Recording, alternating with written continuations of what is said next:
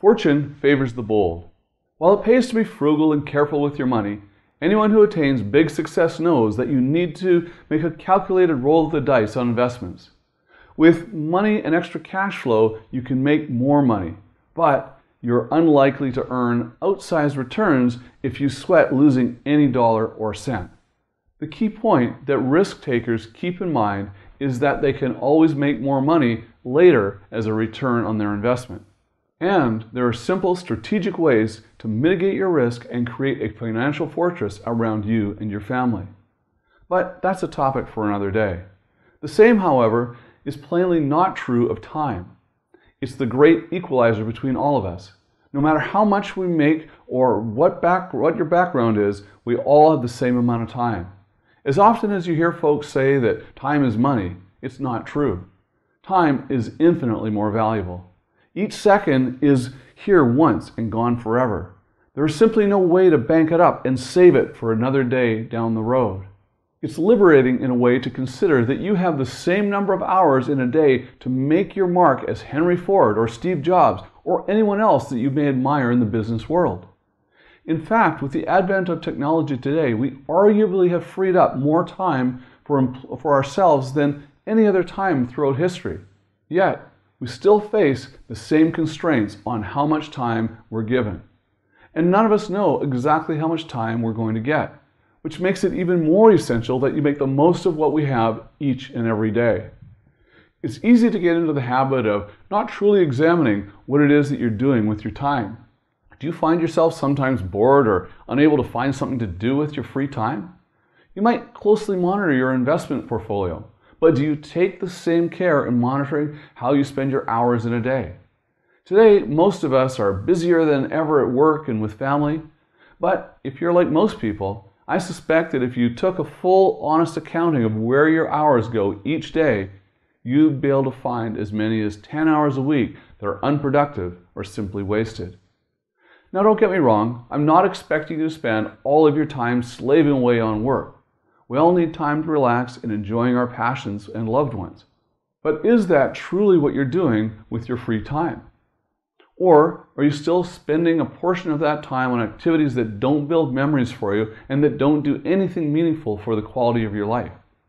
It's different for everyone, but common culprits are pastimes like mindlessly surfing channels or scrolling through social media.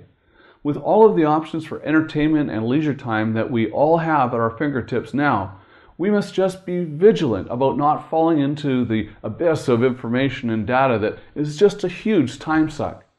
Successful people come from all walks of life and adopt very different approaches to amassing wealth.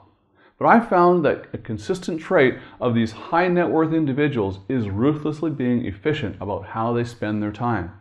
Unfortunately, you may well have to break some bad habits and thought patterns that have likely been instilled in you as an employee. In our modern work culture, we are too often associate our productivity with how much time we put in, rather than the return on investment for each minute that we spend.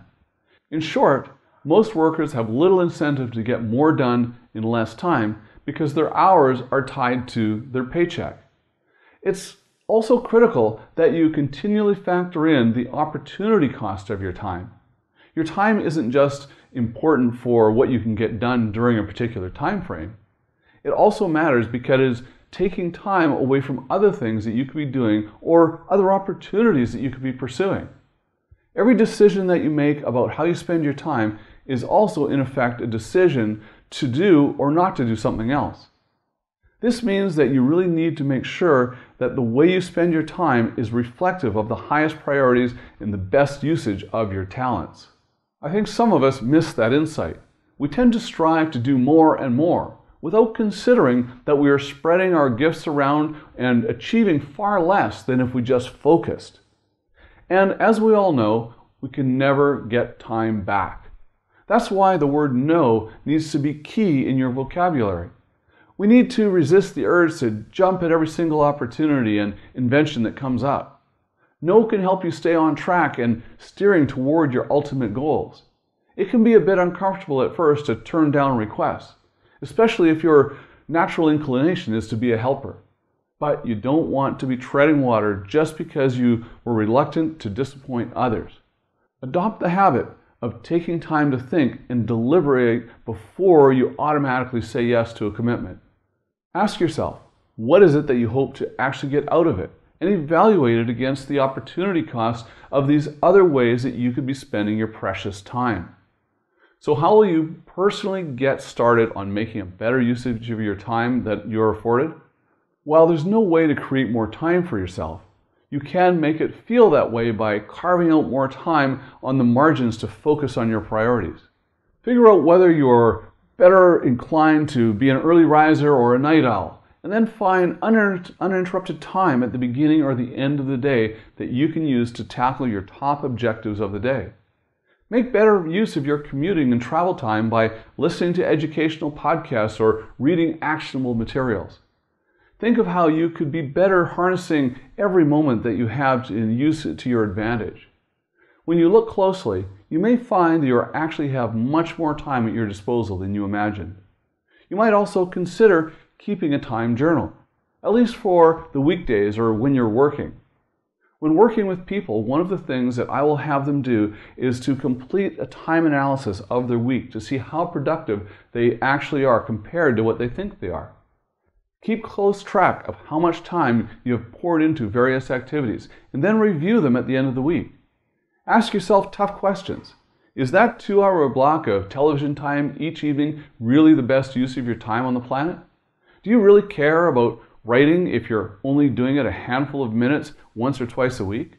By keeping track of your time and ruthlessly looking into the data, you can begin to implement a plan for maximizing every minute that you have for yourself. Expect that when you really take charge of the minutes that you have every day, you'll find that you can be even more productive than you are today. So be sure to evaluate your time so you can be the best that you can be. Learn more at my website, TonyNewmeyer.com, and register to receive free trainings and more. Also, please follow me on Facebook and subscribe to my YouTube channel. And remember, always, live rich.